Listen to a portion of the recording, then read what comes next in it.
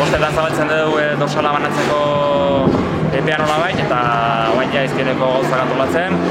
Ustez behia gehiengo antolatuta dela, baina ja jende guztiari bere instrukzioak ematen, inorrek, normalean jende igual hauten da, así que beraia badakite urteroko martxa, baina ondo etortzen da rekordaterio txiki behar ditea, jendek, tensio hori hartu eta gauza dut onditeko. Eta gainontzen, ja jendearen fai, ez?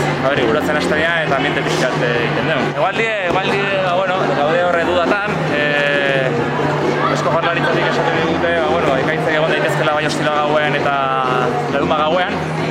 Eta gabiez neurtu nahian, nolako ekaitzak izan daitezkeen edo zanbateko intensidadeko, ez? Eta horren arabera, erabakiak hartu. Hau urterokoa da, orain arte ikusuzue bi eta lainoa eta zekin izan deula, eta aurten izkoen egaldi daukeu, bero, eta horrek esuposatu badu estra bat ere korrikalarientzako, ez?